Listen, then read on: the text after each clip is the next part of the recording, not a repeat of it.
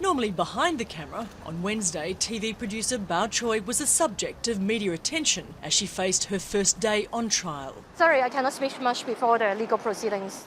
Greeting the veteran journalist at court were a group of supporters who say this trial is an attack on Hong Kong's media freedom. We feel that we have to stand up for her as well as standing up for freedom of press in Hong Kong. Bao Choy has been charged for her role in a TV documentary that exposed what it said was police misconduct during the anti-government protests.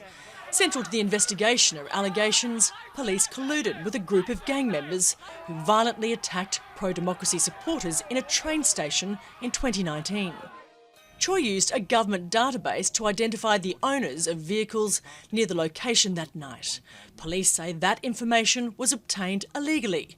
Media groups say Choy was just doing her job. This does raise questions about government transparency when it comes to data and potential legal terrorism when the authorities go after reporters, in quite weird, wonderful and innovative ways. I don't think anyone would have expected that this freelancer would have been arrested over something like this.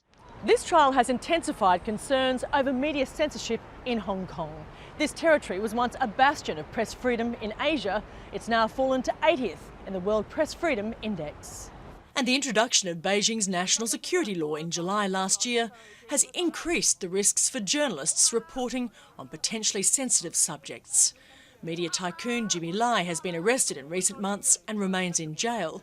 The city's public broadcaster, RTHK, also suspended its oldest satirical show after accusations it insulted the Hong Kong police.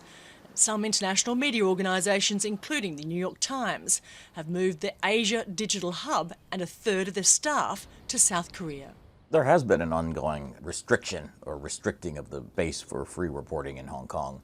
Each of these incidents is different in its own way, but together they paint a pretty clear picture that independent reporting is under some threat in Hong Kong. This is the first time a journalist has been put on trial for coverage of the anti-government protests. Bao Choy has pleaded not guilty, but her supporters fear her arrest may not be the last.